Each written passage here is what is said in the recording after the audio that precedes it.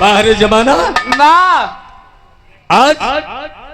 आज इस जमाने में जैसा बताया गया जहांगीर के विषय में वैसे ही ऐसा उत्पाती है जन्म यहाँ धरती पर कलंक है। मास्टर तर्ज लगाए देखिए ना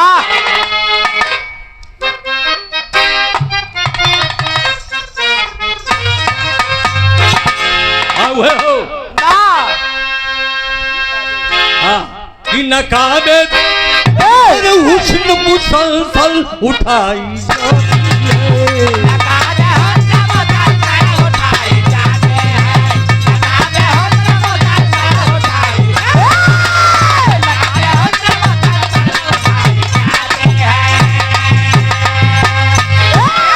नकाबे हुस्न मुसलसल उठाई जाती है।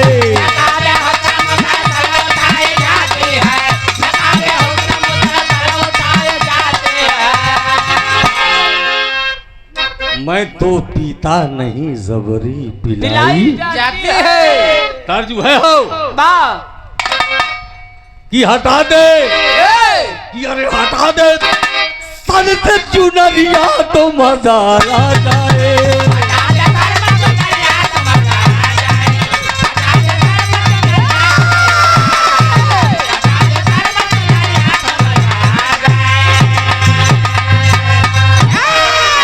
हटा दे सर से चुनरिया तो मजा आ जाए।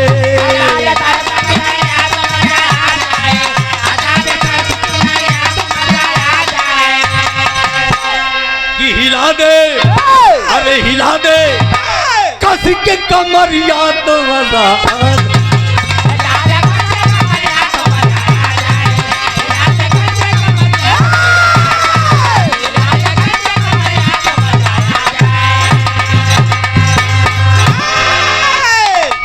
ए बाबू बा ला ला ला लार ला ला लार ला ला ला रे ला बाबा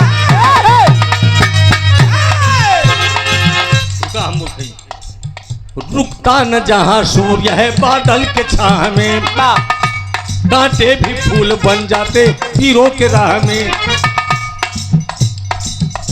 रुकता न कभी सूर्य है बादल के छाह में कांटे भी फूल बन जाते हीरो की राह। जामा जुल्म की होती है देख ये खेती बर्बाद कितने होते हैं देख कर बेटी। पहले बात के सुन ला ये वही देश है जहां पर सती अनसुईया सावित्री जालपा सीता जैसी नारियां पैदा हुई। लेकिन उसी देश में अत्याचारी भी बहुत पैदा हुए। अत्याचारी जो पैदा हुआ तो बात सुना। अब उनका नाम बताई। हाँ बताई दे। उनका नाम था विश्रामपुर के गांव के हाँ ठाकुर शमशेर सिंह।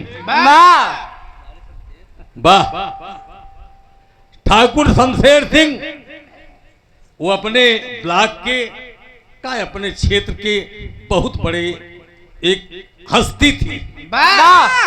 रजवाड़ी जैसे चलती थी पहले वैसे ही राजा के भेष में रहते थे। खेती बाड़ी अच्छी होती थी। गांव देश के काफी लोग नौकर चाकर औरतें 100 200 400 लोग नौकरी चाकरी उनके यहाँ करते थे। लेकिन ये कई ओकरे अंदर कमी रही। ओकर कमी कैसी बताई कि कलम का तिब की रुकती है इस कहानी पे और सदा मरता था पापी हुस्न जवानी पे।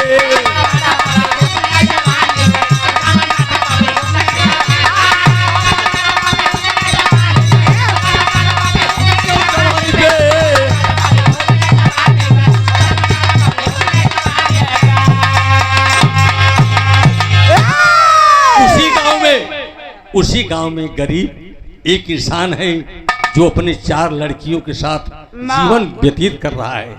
बहुत गरीबी है। कभी उसके गरीबी पर 2 लाइन लिखे हैं कि रतिया सन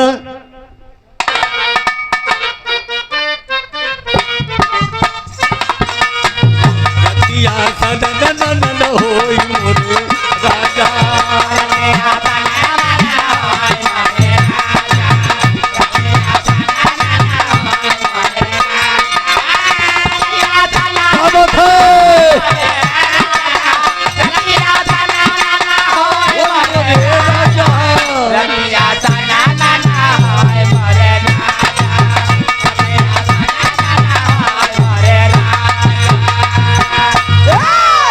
जऊ मोर राजा अरे लाए मिठाइया मिठाई नहीं सुना था। जऊ मोर राजा अरे लाए मिठाइया दोनों अरे दोनों चुर मोर होई मोरे राजा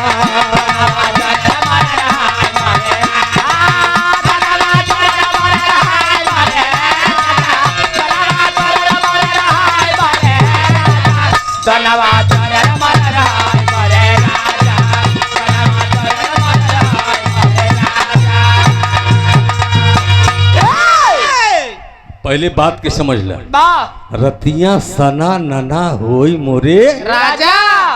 अरे पुरवैया नहीं बात बा जेकर बाप महतारी अगर संझा घटका लाख खत्म हो जाए तो आजकल 13 12 की नहीं व्यवस्था घाटों पर होत बा नहीं व्यवस्था तब मूड कपार पूछे नहीं तो कर्जा ले तब उनकर आजकल देखत है घाटों पर समोसा मिठाई और का खातिन 5 सुपारी बिसलरी पानी सब पहुंचत जना तिलक लेके आई है तो हमके बिछावन वह लाली पलंगिया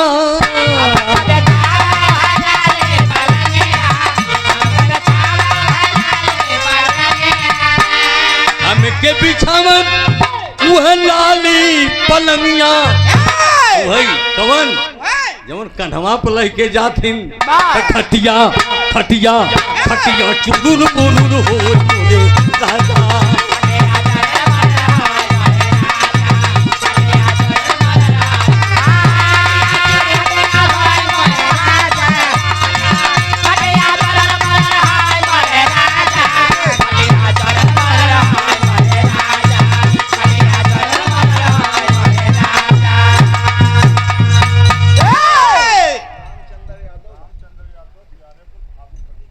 श्रीमान आदरणीय रामचंद्र यादव पियारेपुर के धरती से भाभी प्रधान प्रत्याशी। अरे वाह वाह प्रचार में तो जवन मुर्गा खटे रजा 1000 बाजार लगे इतना बढ़िया बाजार लगा बा कौनो बात नहीं प्रेम से बढ़कर कुछ नहीं है। ए बाबू शंकर काटे गरीबी का दिनावा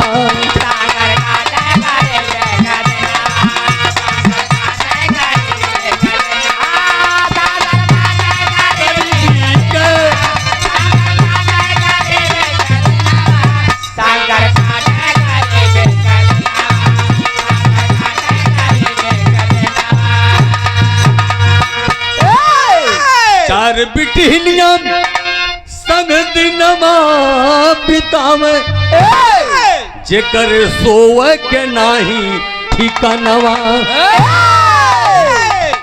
एक लड़का जो मिलिट्री में कहीं गया है फौज में भर्ती हो गया पहले बिरहा समझ ला बहुत बिरहा आप लोग सुने होगा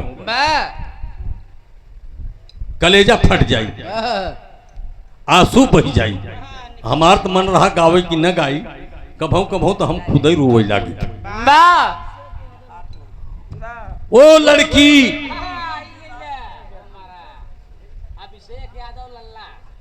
अभिषेक यादव लल्ला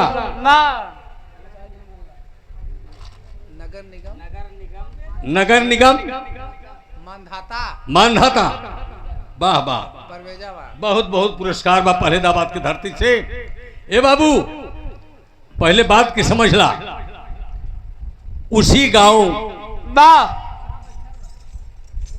जौने गांव में लड़का वहीं पुलिस दरोगा में हो जाए कोनो सरकारी विभाग में तो करे दुआरे गर्दा उड़े लागत है तो ममा लेके पहलवान पहले बतिया हमार सुना बिमलेश बगल हुआ बिरहा पहले सुना जेकर लड़का कहूँ सरकारी विभाग मिलिट्री पुलिस या कहीं हुआ तो करे दुआरे गर्दा उड़े लागत है। अब जे करे लड़का हुआ कह नौकरी करते माई बाबू पानी पियावे बर पड़ता दिन भर 10 जने आवत है कतो ममा लिया क्या होता है कतो पापा लिया क्या होता है कतो मौसिया लिया क्या होता है कतो बहनोई लिया चला होता है कहाँ यार के कर बतिया मानी कुछ समझ में नहीं आवता तो एक ललन अरे एक ललन करे फौज में नौकरिया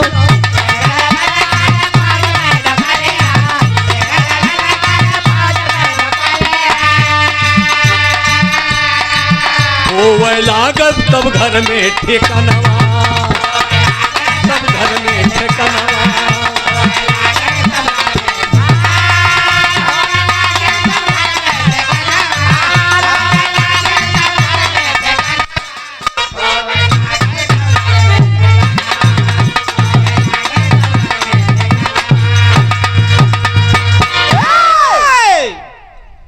लड़का बच नहीं पाया जबरदस्ती साढ़ू सढ़ुआन मिला के शादी रचाएंगे मनाएंगे जब शादी के दिन तारीख रखा गया तो उसको विवश होकर केवल 2 ही दिन की छुट्टी मिली। अब बताओ 2 दिन में कैसे शादी हो अब यही एक समस्या आई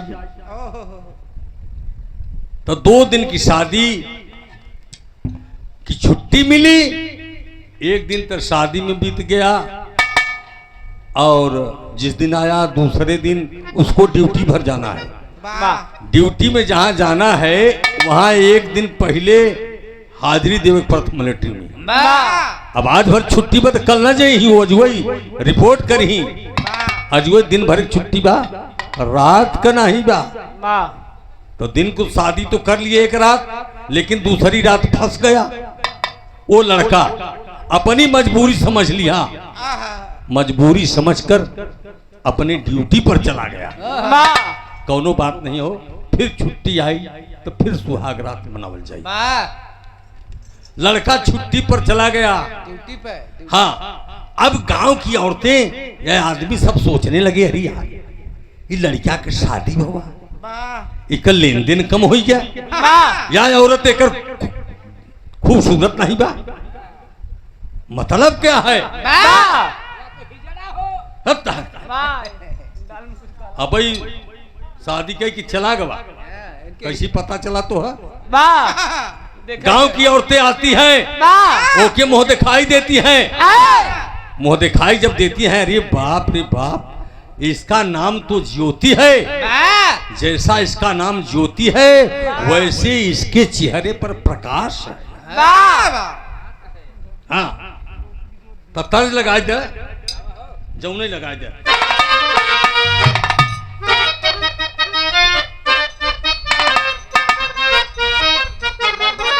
यही पाया बहुत पुराना जो अरे हाथ में मेहंदी और मांग से दूर बर्बादी का जरावा हो गई हो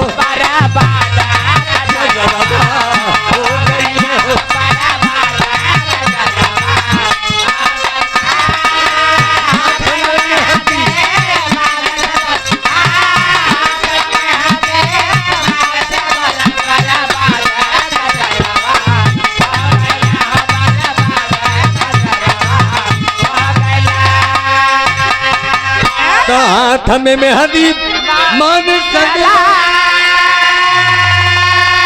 अरे बर्बादी का जरावा हो गई है अरे बार बलम बार बलम वर सदिया नया करवट में सुजरावा हो गई है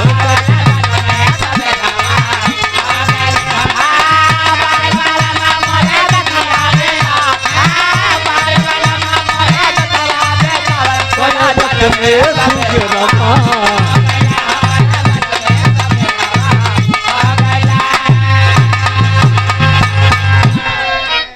अरे शादी भाई जब घर आई, अरे शादी भाई जब घर आई, अचरज में जाना नामा परी गई हो जाए।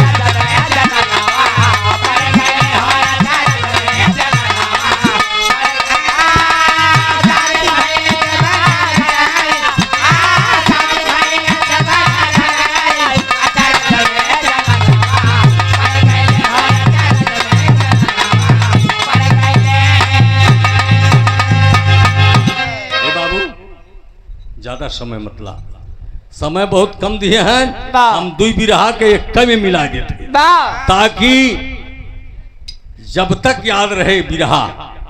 ई कहानी शीशा की तरह एकदम झलकत बा, लोगों में चर्चा होने लगी, ये पूरे गांव में विख्यात हो गई कि अर्जुनवा चला गवा, लेकिन औरतिया तो बड़ी सुंदर रही। धीरे धीरे चर्चा उसी जमींदार के पास पहुंच गया। जब जमींदार के पास पहुंच गया, कैसे पहुंचा? लोग बताती हैं औरतें मास्टर जौने फिल्मी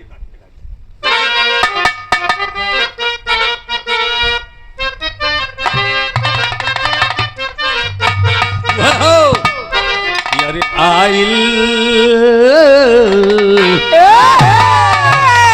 आइल तूफान में गड़िया हो 3:30 बजे रतिया गड़िया हो।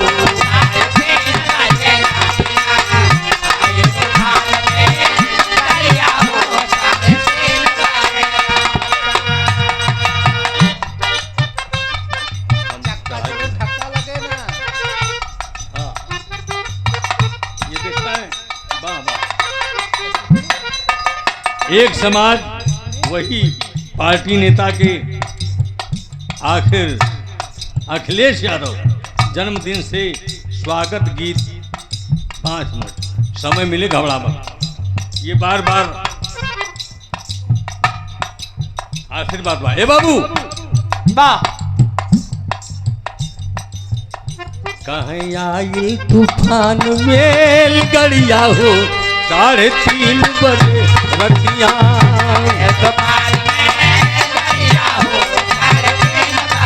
क्या बात है।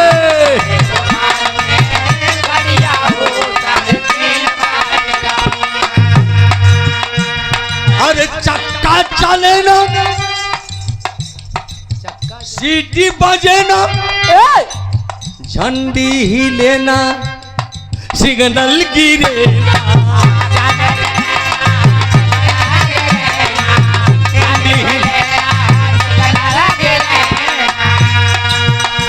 गाड़ी। रेल जब चलती है ना ऐसे ही नहीं चला, अपने मन से पीछे गाड़ रहा था, वो सीटी बजाई, वो झंडी हिलाई, जब सिग्नल पाई तब गाड़ी चला था। लेकिन हाई कवन गाड़ी हो पहलवान डब्लू भैया कहाँ गए? चला गया।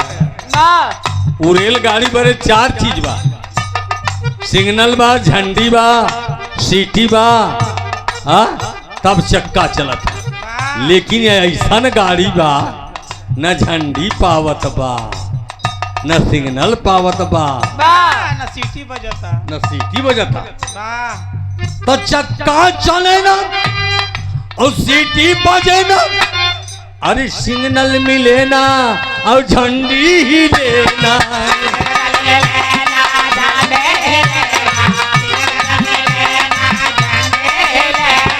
लेकिन तब अरे झट से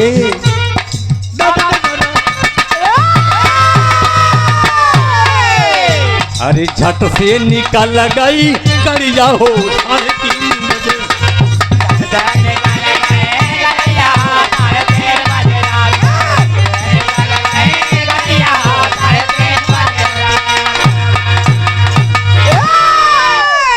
ए बाबू,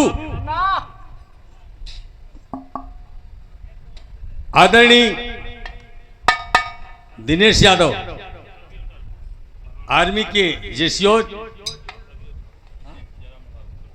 और भैया झट से निकल गई गड़िया बिना सिंघल के। आज के कार्यक्रम के बहुत ही परिश्रम किए हैं, अब बहुत ही त्याग किए हैं इस कार्यक्रम को सफल बनाने के लिए। भविष्य में अब तो अंदाज मिल गया पहलवान कैसे हुए, कैसे करवाए, अंदाजे हुई बा। तो पहलवान की तरफ से बहुत बहुत सा प्यार भरा पुरस्कार है। हम आजीवन आपके आभारी रहेंगे कि आपने इतना बड़ा कार्यक्रम किया और केहू की हिम्मत नहीं, बनवे वाले कम मिली बिगाड़ वाले ज्यादा। तो ए बाबू, तर्ज में औरतें जाती हैं, ठाकुर साहब से बताती हैं कि ठाकुर साहब आजकल बड़ी हल्ला बा, कहीं कहीं कौने शहर की अरे गोरिया हो आइल तो हरी नगरिया।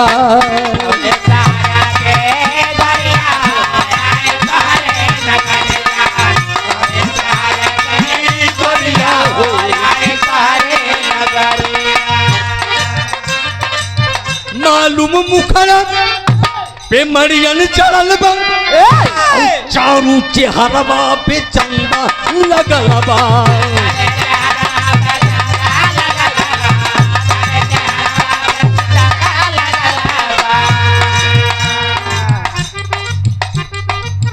ए बाबू, अरे मोहन बाओ कर मुँह रतिया हो मालिक को हरी नगरिया।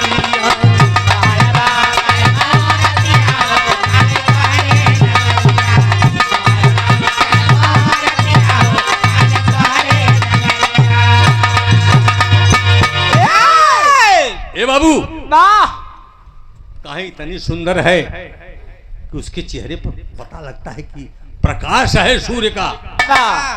जब सुना हो तो बताए ना कि वो बड़ा चरित्रहीन था ठाकुर। एक पन्नी शराब पिया है, कहाँ है शंकर? पी करके पहुंचा, कहता है कि ऐ शंकर सुन लो मेरी कहानी।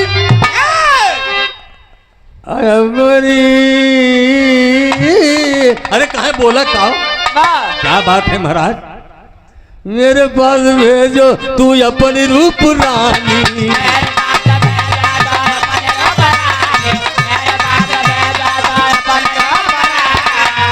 अगर नहीं ऐसा करोगे तो नहीं निकाल ले अखिया हो मालिक तोहरी नगरिया।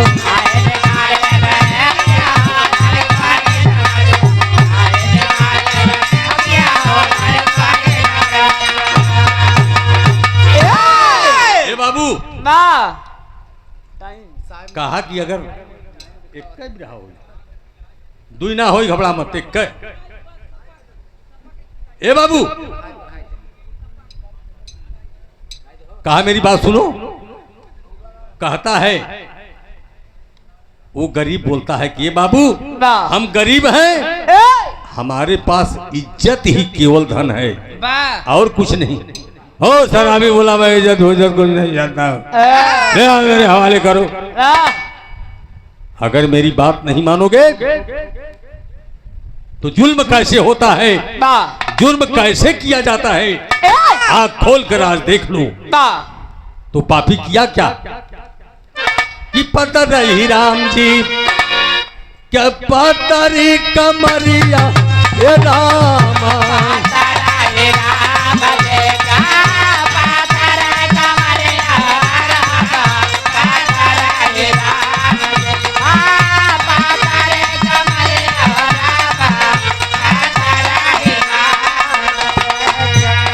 ये देखें गीता गुंजन बिरहा की एक गायिका नैनी की धरती से बिरहा सुने आई। बड़ा बड़ा प्रेम बा, बड़ा बड़ा व्यवहार बा। पार्टी की तरफ से बार बार शुभाशीर्वाद बा। ए बाबू, लेकिन पहले ज्यादा ना, अरे बहुत भीड़ हो जाएगी। वो पापी किया क्या? अरे जाई के कुआं मान, अरे चले हल सरसरी आए रामा।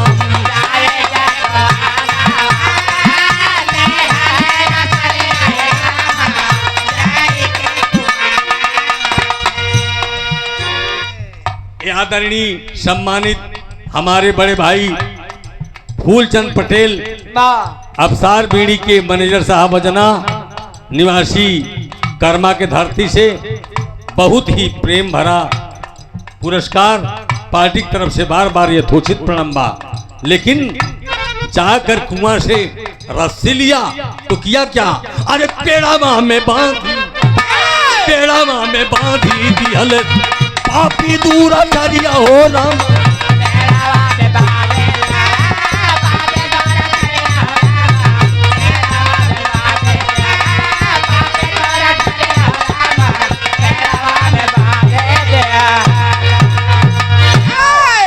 वाह,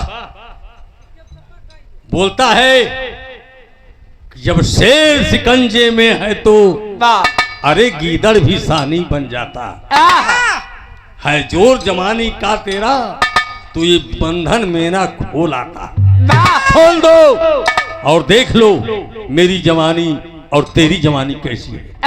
बुढ़ा ललकार के बोलता है।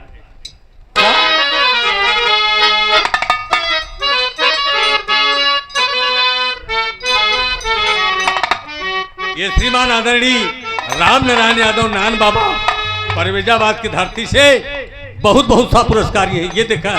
बहुत बहुत फिल्म होता, बहुत बहुत गवैया गावत है, गावे के तो सभी गावता, लेकिन एक लहान नहीं बैठा पावता।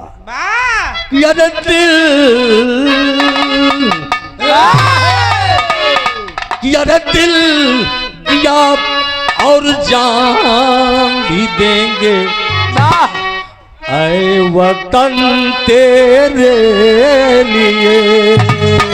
तेरे आए जान देंगे ऐ वतन तेरे लिए। तेरे आए जान देंगे ऐ वतन तेरे लिए। अरे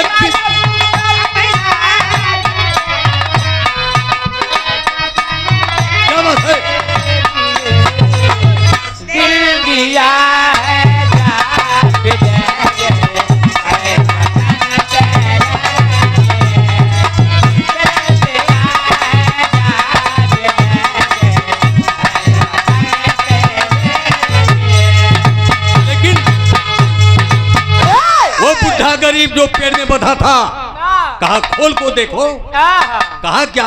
अरे सर, बड़ी ऊंची बात कहा कि सर कटा सकते हैं लेकिन ये सर झुका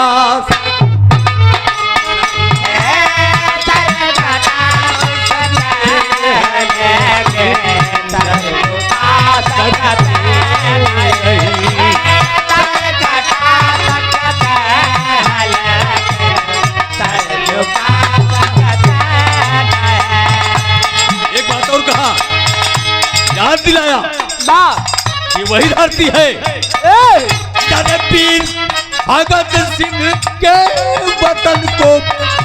अरे हम भुला सकते नहीं, वो सर कटा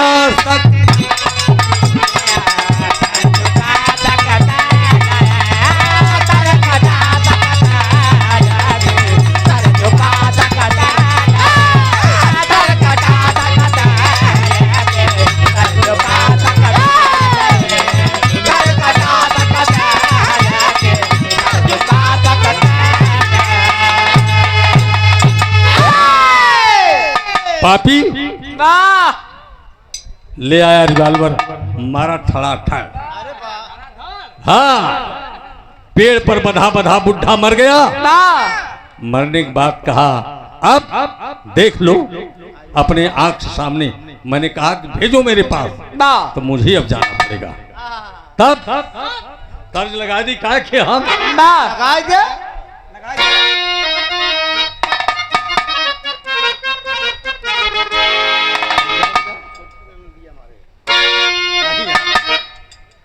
कि झुमका झुलनिया अरे तब नहीं रे कि झुमका झुलनिया अरे जब नहीं ले तो से जरिया पर राजा सुतर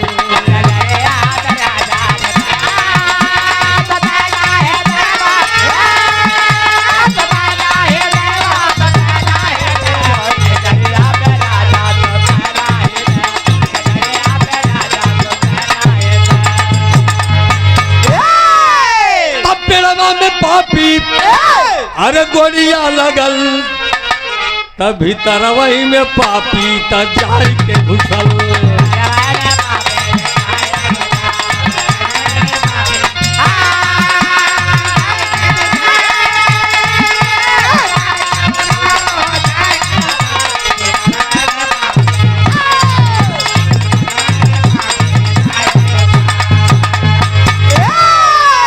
देखें बिरहा के कलाकार के पार्टी सहयोगी मंजीत ढोलक मास्टर तो आपको भदोही तो है हो भैया हो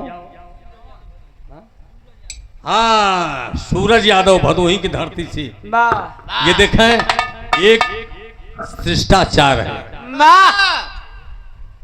एक कलाकार की सम्मान है।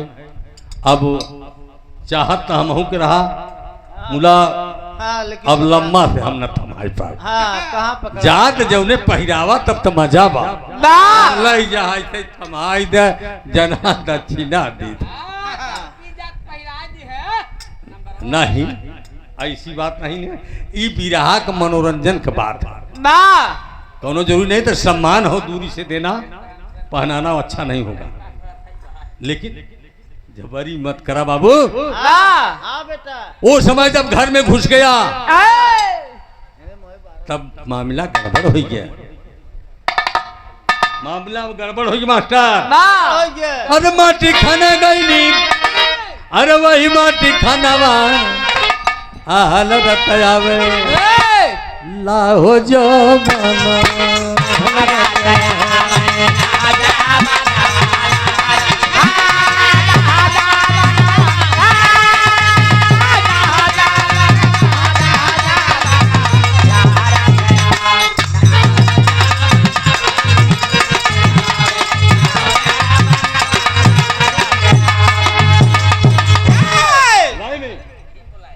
ना ना अरे वही माटी खाना सुना लहुरा देवरवा कि कसी के दबावे अरे लाहो जब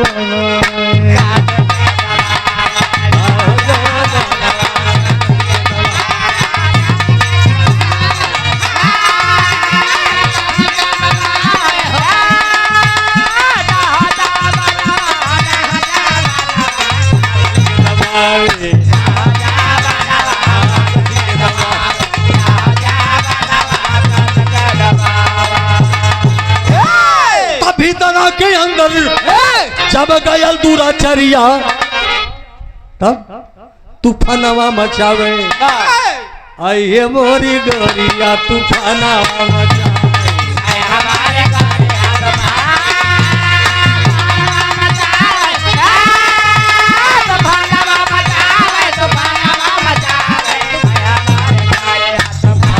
मचावे ये हो मोरी गोरिया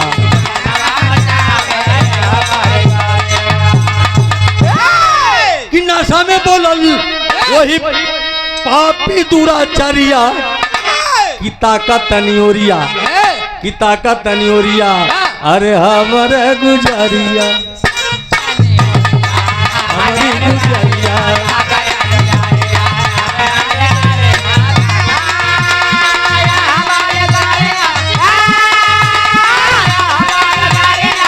हमारी गुजरिया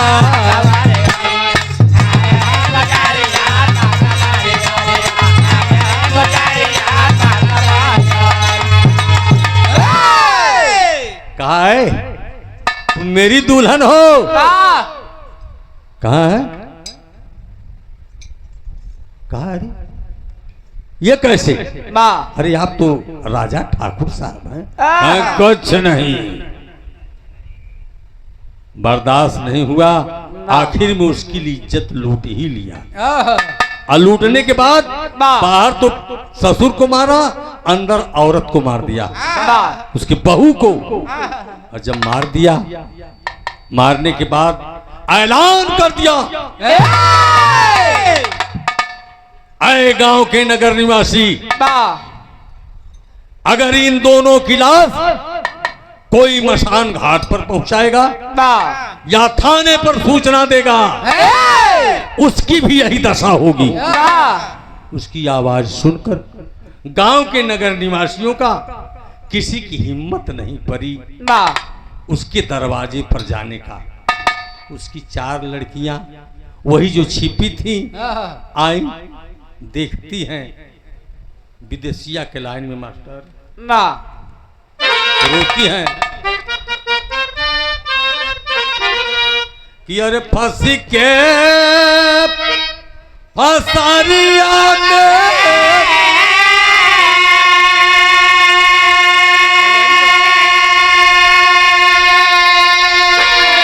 और रोवली महतारी बेटी,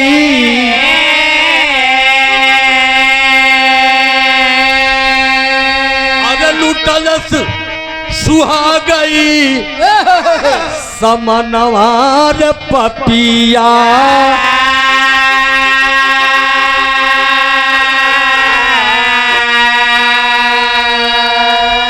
गमना कराई नहीं देखलस दुल्हनिया के,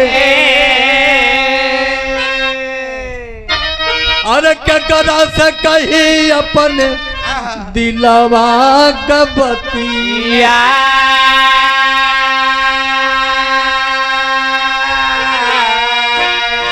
अरे ये कहूँ आरथिया के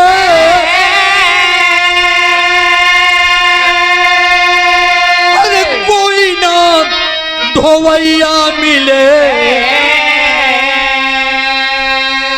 अरे कैसे जाइलास असमसनवार पपिया।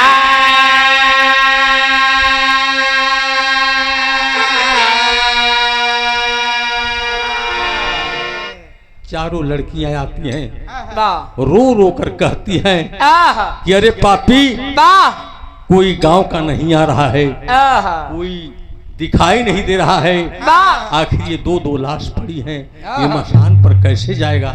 लाचार होकर वही चारों लड़कियां, 2 लड़की अपने भाभी की लाश और 2 लड़की अपने पिता की लाश लेकर चलती है, लेकिन यही एक ऐतिहासिक बात याद करती हैं कि धन्य हो जमाना,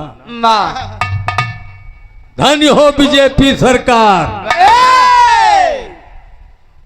बल्कि गुलामी ठीक था, लेकिन ये आजादी नहीं ठीक है। यही ऐतिहासिक बात याद करती हैं, रो रो कर अपने भाभी और पिता की लाश जब चलती हैं लेकर। देखे तर जाएगी मास्टर, कौन चुटकी न नदी, हाँ वो है मारा चुटकी।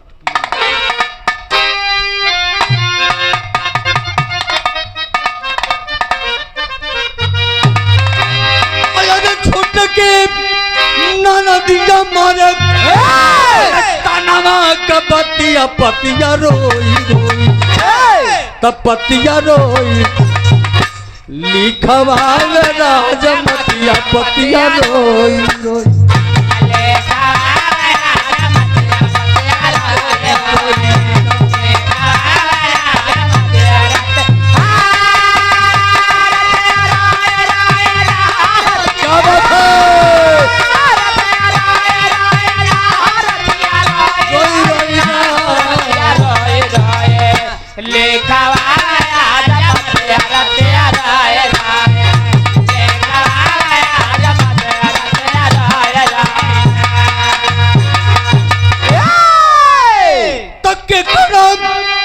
कही अपने अरे दुखवा का बतिया लसिया लैके चलली ना अरे दुईठी अरथी चार बहिनिया लसिया लैके चलली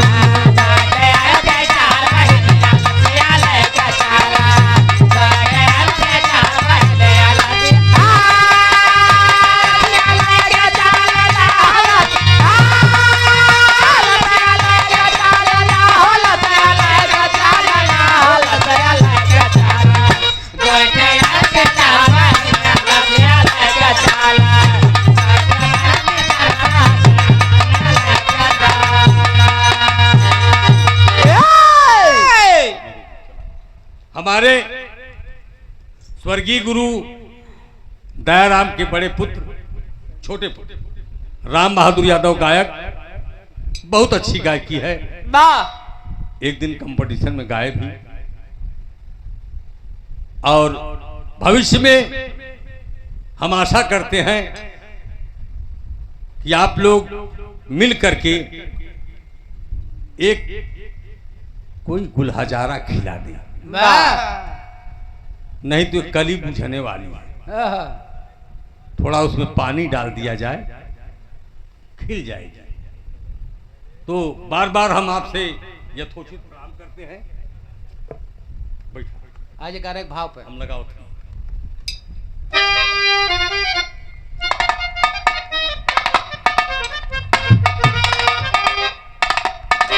अरे लसिया लई के चलली ना तो दुईठी अरथी चार बहिनिया लसिया लई के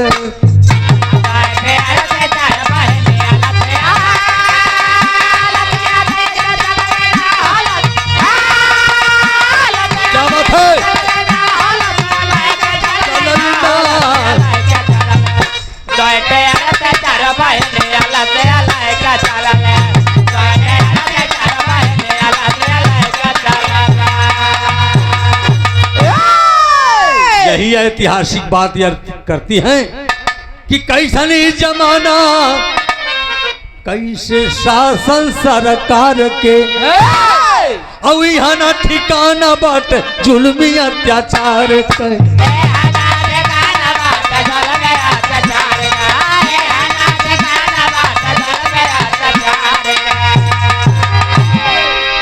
तो पीछे पीछे माई लाली हाथ में अगिनिया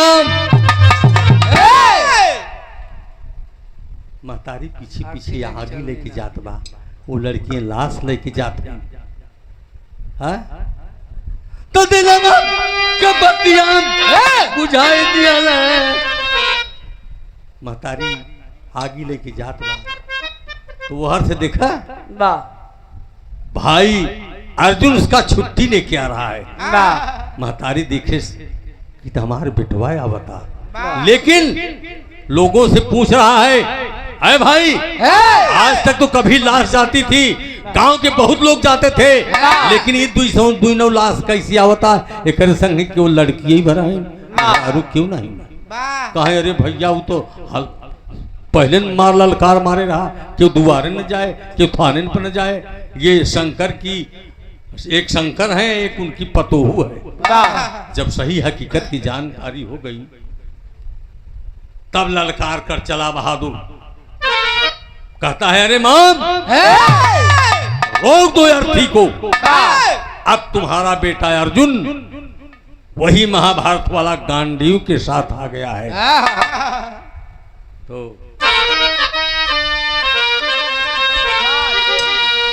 हाँ दिलेश भैया पहलवान ये श्रीमान आदरणीय बड़ा भाव विभोर होकर के भाव में विभोर होकर के बिरहा बिरहा होता, करेजा लागत तो बिरहा होता। और वह का जाने दिए शहर वाली कजरा हम पूछे गाय चाहिए। कन्हैया जी पत्रिका लिख के वो द्वारिका चले गए। पत्रिका लिखावत हैं उद्धव से, ये उद्धव जल्दी से कई के करार ग्रहण के हम प्रथम ही आओ धीरे धीरे बरसों हो गया उन्हन चीज गावा अब अजरा कजरा छोड़ दे हाँ कजरक जमाना का हाँ अब उद्धव जी से पाती लिखाओ थे कहत कहा है अरे कांधा हो तो है कैसे बोला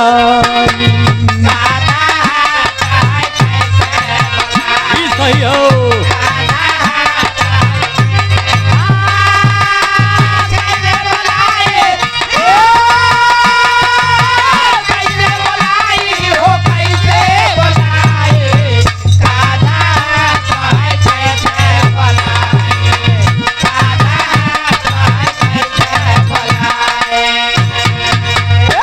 जब से गया छोड़ के मधु बनावा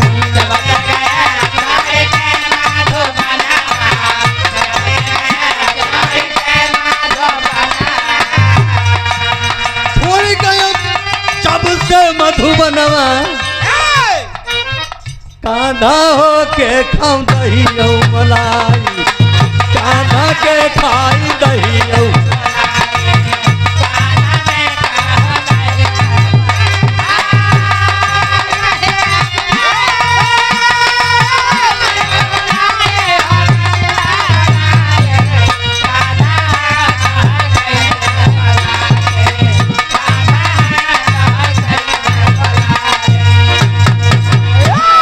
अरे पतिया लिखत अमर आवई रोवाई पतिया लिखत अरे हमर आवई रोवाई कांधा हो तो है कैसे बोलाई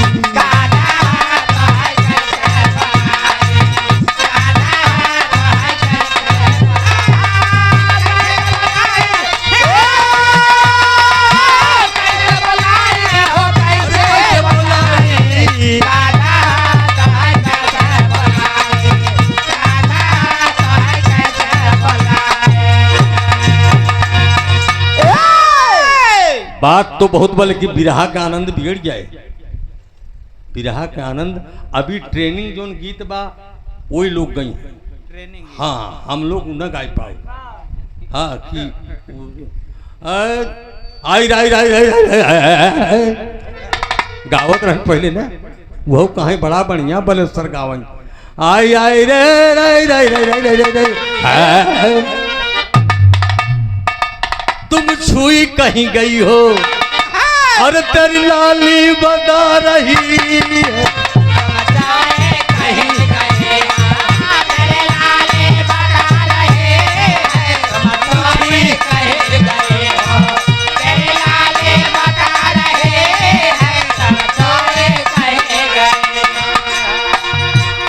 कहत बा मैं छुई नहीं गई हूँ कसम से अरे सैया कसम तुम्हारी मैं छुई नहीं गई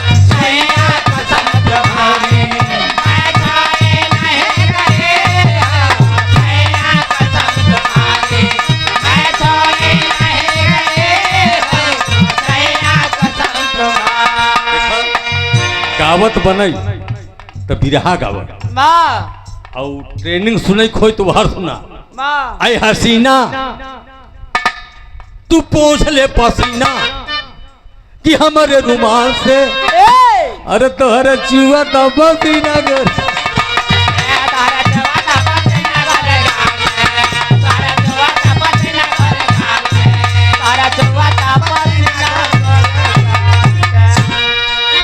ऐसे रात भर गावा और रावण करे लेकिन बिरहा बिरहा होला जिसमें बिरह लड़कियों को देख करके लाश जब जा रहा था रो रो करके जब देखा तो अर्जुन कहा अरे माम रोक दो अर्थी को अब तुम्हारा बेटा आ गया है तो बिरहा तेरी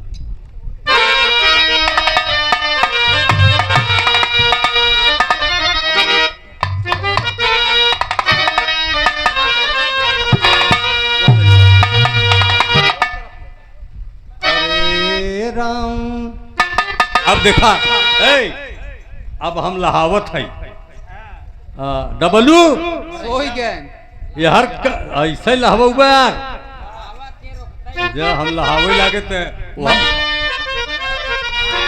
खो दी दे चाहे जितना लहावा हम कहा हम लहाव तो हर मौके डब्लू सोई गन चाहे जितना लहावा।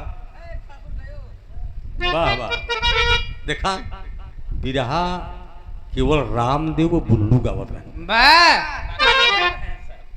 गवैया तो ढेर निकले लेकिन बिरहा सही पूछा तो बुल्लू रामे देव गावत रहे हमारा उम्र काफी होत बा लहाय तो ले लहाय ले तो जना शेर है और न रहे तो समझा पसेरी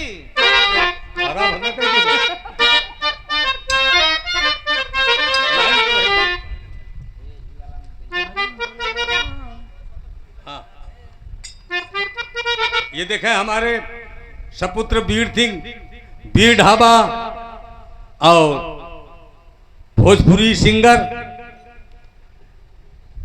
हमार बेटवा नहीं समझा सिंगर में हमार बाप ही है। अरे भाई जवन जवन नाचत है उन्हन का कहा थी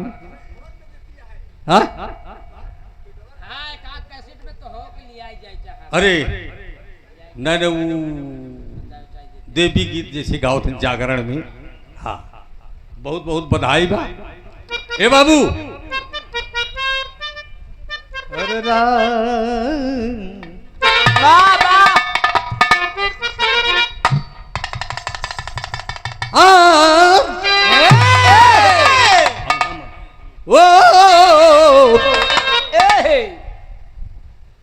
वतन पे जुलुमी सालाना रही अरे निकल कर आ गया है आज गिन के ज्वाला वतन पे जुलुमी सालाना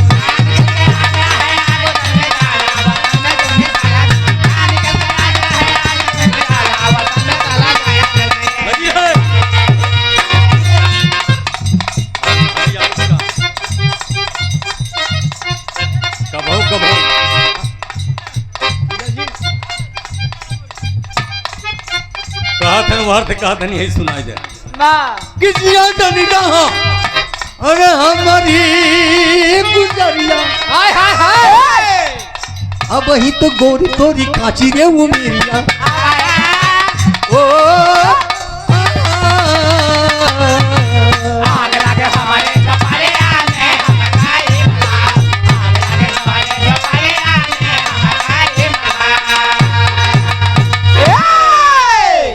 जब आवाज किया अर्जुन नगर निवासी के लोग जुट गए और जब जुट गए तब कहने का अरे तो बा कैसे है नादान घुंघरू पायल की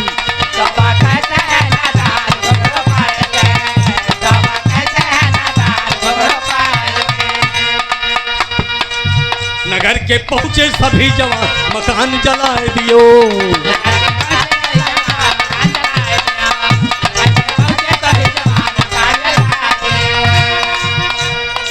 अरे मग हाँ देखा है ये चौरसिया गायक कलाकार की तरफ से पुनः पुरस्कार है तो गांव के पहुंचे सभी जवान मकान जलाए दियो तो टूटा है उसका तमान मकान जलाए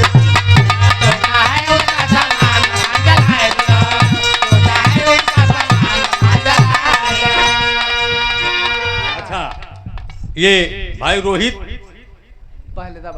पहलेदाबाद की धरती से आप तोबा कैसी है नादान वाह वाह तर्ज तो बहुत बा मर्ज बहुत खराब बा।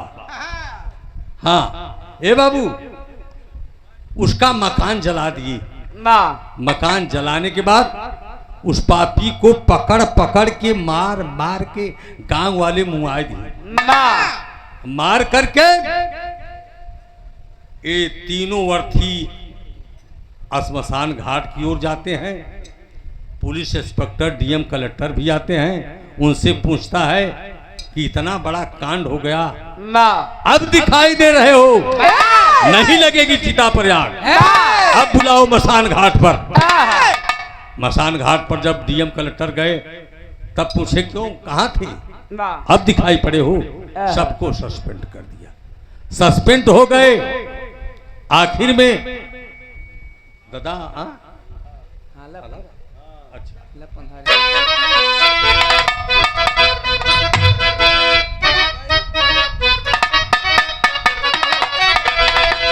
आज लाठिया सजा के आए, अब गंगा के किनारा वाले भैया।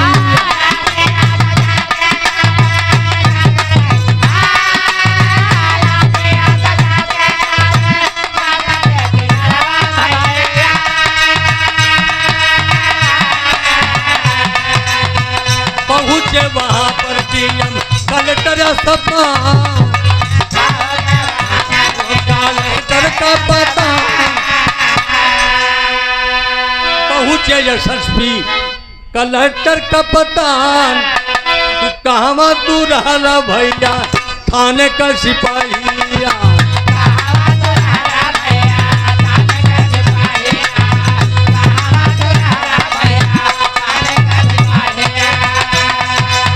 घरवा में चली गई दुई दुई गो जान,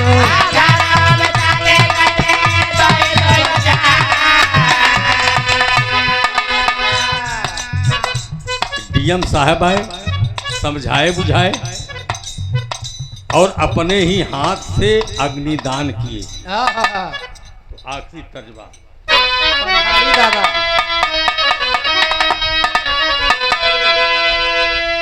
अरे तब हर सोनित से सवनावा सजैब बागी।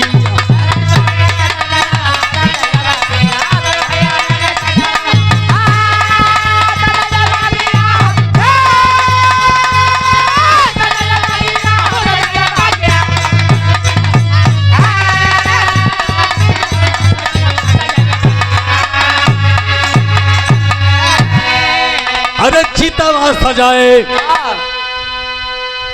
चितवा सजाए एसएसपी कप्तान हो, अरे जाकर अग्निदान दिए डीएम वही जानो।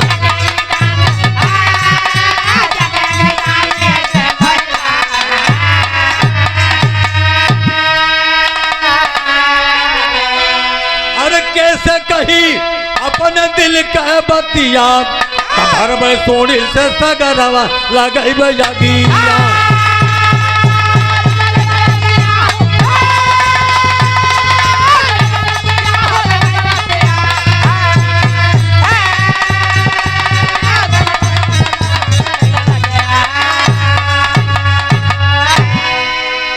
डीएम अपने हाथ से अग्निदान किए।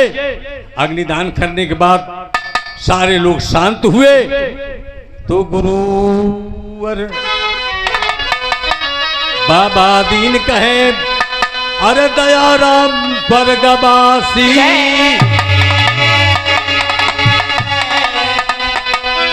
अरे पीछे पीछे लाल नीलहरी बन वही के बासी।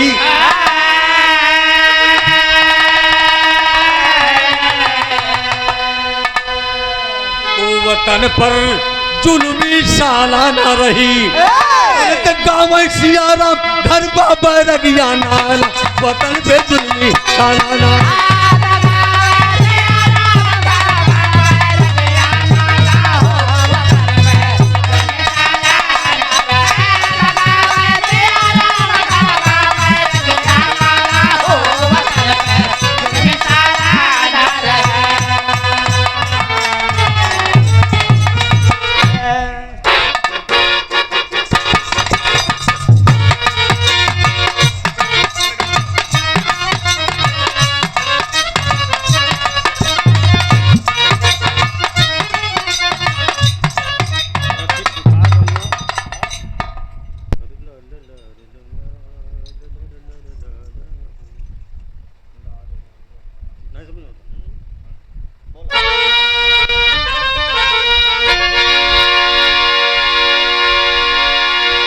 तर्ज हम बतावत है कि अरे सुनीला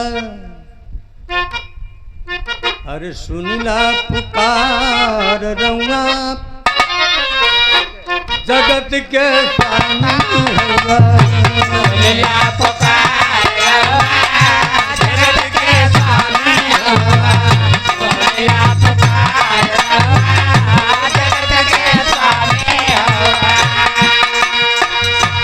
आज बड़ा ही सौभाग्य है कि आपके बीच में बड़े ही परिश्रम से, बड़े ही योगदान से अवधेश नारायण यादव इस कार्यक्रम का उद्घाटन भी किए। और हमारे कहना बा जवन इतना होत बा स्वार्थ लाई करें सब प्रीति। तो हमारो कहना बा बन के विधायक जावा। रुक जावा करा। बन के विधायक जावा क्षेत्र प्रतापपुर से।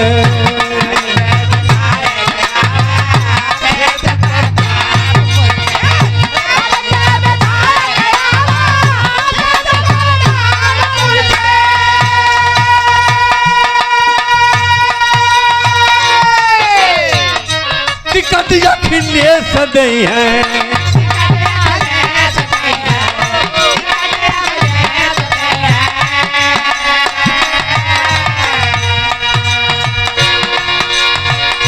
साथ अवधेश सदै है।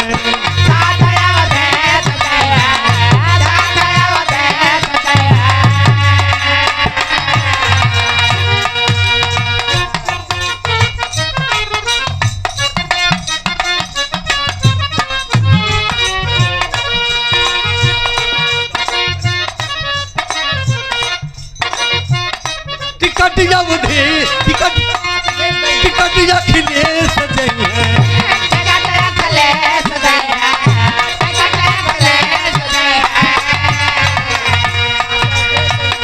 साथ अवधेश सदै है।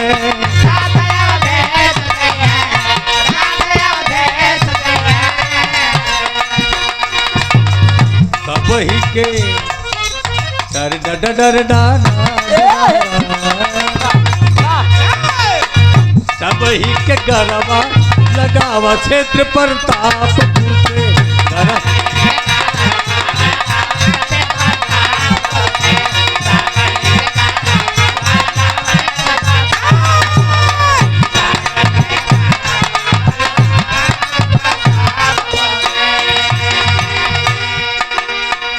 क्षेत्र में काम होई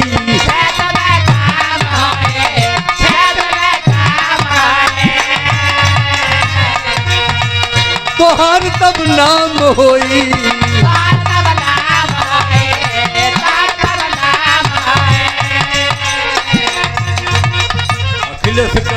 अखिलेश के लजिया बचावा क्षेत्र प्रतापपुर से। अखिलेश के लजिया बचावा क्षेत्र।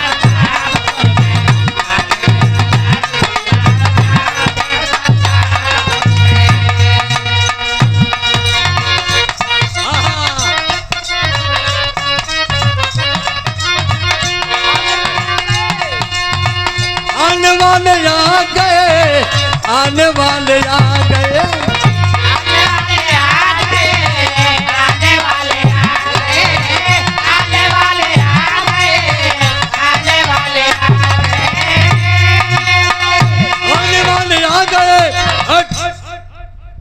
अरे आने वाले आ गए। अरे झंडा सपा का फहराने वाले आ गए। झंडा सपा का फहराने वाले आ गए। झंडा सपा का फहराने वाले आ गए। आने वाले आ गए। आने वाले आ गए। आने वाले आ गए। झंडा सपा का फहराने वाले आ गए। झंडा सपा का फहराने वाले आ गए।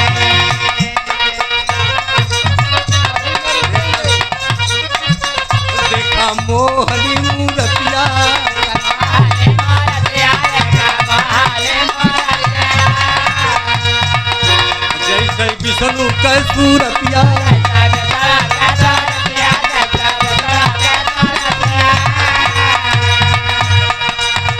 आने वाले आ गए आने वाले आ गए आने वाले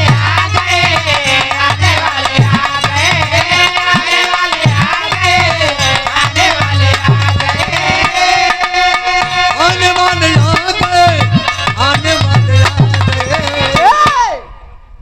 अरे दुखियों के दुख को सुनाने वाले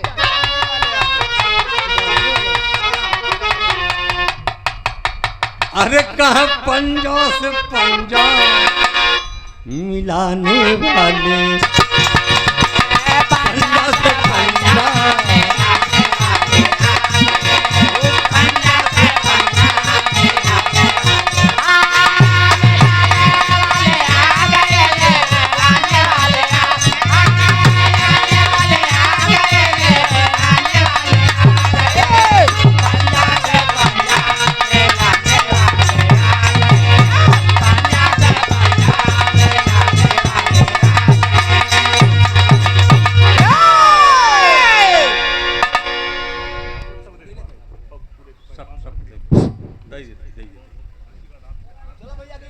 बहुत अच्छा। लेकिन अब समय का ध्यान देंगे, आपसे निवेदन है सभी कलाकार से। 40-40 मिनट का रहा, 80 मिनट हो 2 घंटा हो गया। गया। जब ककरी का पेड़ सजा था तो जो भी बतिया और फूल झरना था झर चुके, अब फर लग गए हैं। अभी इनको तो एकदम प्योर चाहिए। जब झराई लागत है और आई लागत है तो टेढ़ हो जाती है। 12 बजे तक जितना फूल और बतिया झरबे रहा झर गया, अभी सब फर लग गए हैं। हाँ। अब प्योर चाहिए इनको 40 मिनट। चल अब पूरा आपको ध्यान देना होगा। अब हम कुल ले लिए है, अब सब दे दो रहे